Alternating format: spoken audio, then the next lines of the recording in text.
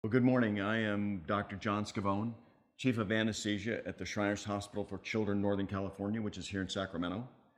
And this is a 100% pediatric hospital where we perform about 2,500 surgical cases a year. And these cases can vary and range from very involved spine fusion surgeries to burn surgeries to very involved plastic surgeries, all manner and form of orthopedic, pediatric surgical explorations. So it's a very, very involved practice. There's a lot of criticality here, and that then segues into a discussion about safety. And really, that's what I want to talk about a little bit this morning. I want to talk about safety. Now, the Joint Commission and other agencies like the Institute for Safe Medication Practices and many different agencies are talking about the safety of parenteral medications, which require that we identify the medication to the right patient at the right time. And this begins when we draw up a parenteral medication, that we have to label it correctly. And the elements that go onto the label is really quite a burden. It requires the name of the drug, the concentration of the drug, when it was drawn up, when it expires, and who drew it up. Now, at one point in time, I would say that anesthesiologists, we got into the labeling business, or, sort of the manual labeling business. And unfortunately, we don't even have it up here, but we would take a label, affix it to the syringe, and our performance in putting all of those required entities onto the syringe might not be 100%.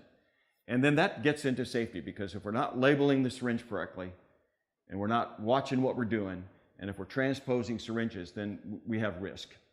Now, this device over here, which is manufactured by Codonics, and really, I don't work for the company, I don't have any investment in this company. This is an absolutely brilliant device. I understand it was invented by an anesthesiologist at Harvard.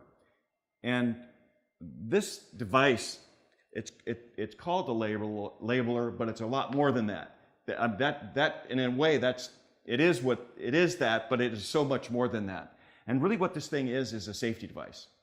And what it allows the anesthesiologist to do is to be absolutely certain that whatever drug he's drawn up or she's drawn up, she knows exactly what it is. And I'm going to illustrate that.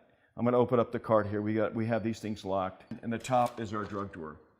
And when an anesthesiologist draws up a medication, they want to make sure that they're drawing up that medication and no other one, because this could be unsafe. And a lot of the medications are in look-alike vials, and we actually have a couple here that are like that. So I'm going to bring those out, and here you have it. Now, we use dexamethasone, which is a powerful steroid, frequently in this practice of anesthesia nationwide it helps prevent nausea and vomiting. So here it is. And then we also use the drug ketorolac, which is a non-steroidal like Motrin, to prevent pain. Now, in some patients, it's not correct to give the patient ketorolac, because it can cause inhibition of platelets, and it could cause some bleeding, or it could cause delay of bone healing in some orthopedic procedures. So if you're doing an orthopedic case, it may be that the orthopedic surgeon does not want you to give ketorolac. It could actually be deleterious to the patient and their healing.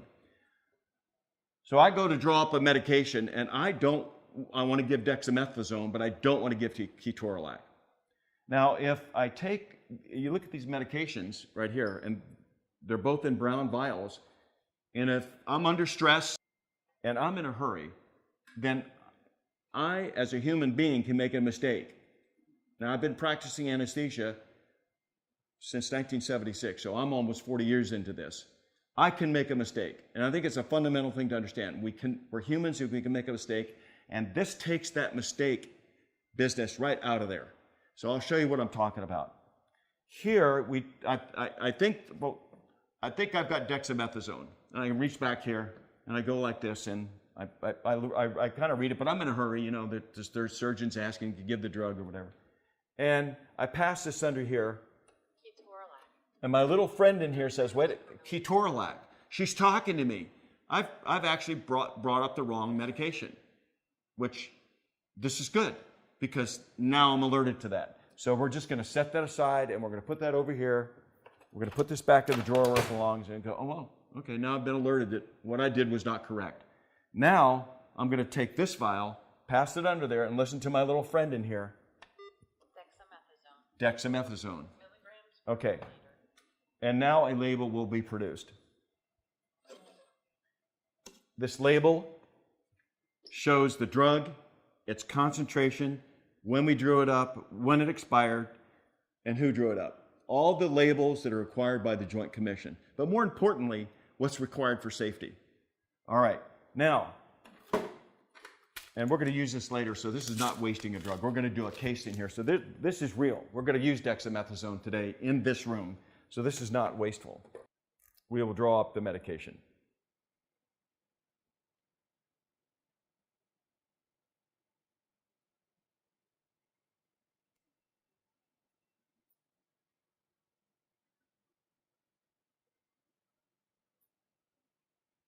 Okay, so now what we have here now is we have dexamethasone. We can compare that to the drug right here, and we affix the label to the syringe. And I have total confidence, and this is the key, I have total confidence that the solution that's in here is in fact dexamethasone. That confidence is huge, and it reduces error, and it reduces the stress on the anesthesiologist, and it is additive to patient care. I will mention a case that I'm aware of. I won't cite the hospital, but I will tell you that an anesthesia provider in the United States of America drew up a drug. He thought he was drawing up the drug neostigmine, but in fact drew up the drug neosynephrine.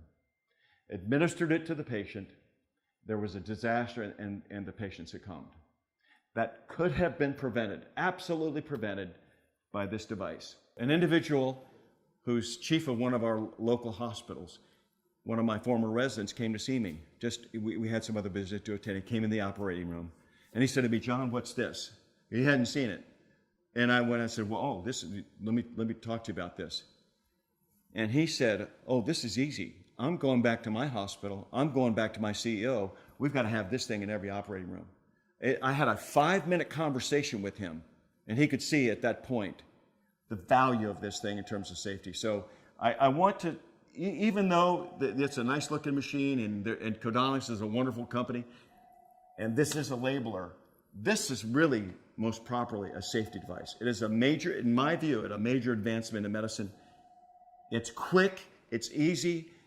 And I got to tell you, I don't want to do anesthesia without this.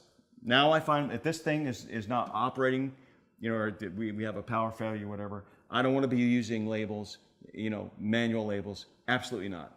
This is a wonderful device. Very, very happy with it.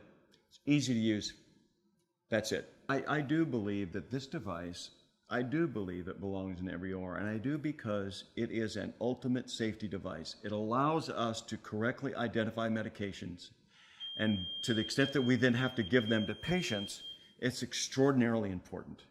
And something is either safe or it's not, and this makes the anesthesia process safe, and I'm a proponent of this, and this is consistent with the Anesthesia Patient Safety Foundation, who a number of years ago in their bulletin said, this is the type of thing that we need in our operating rooms. So I can't extol the virtues of this thing enough. This is a safety device. Just like, for example, when we give an anesthetic, we need to monitor inspired oxygen and expired end-tidal CO2. It's necessary. It's required. To me, it's not optional. These safety things are not optional. And when we get into aviation, when we identify something that's safety and we need it, you got to have it. You can't fly without it. Same deal here. It's no different. It's a fabulous device.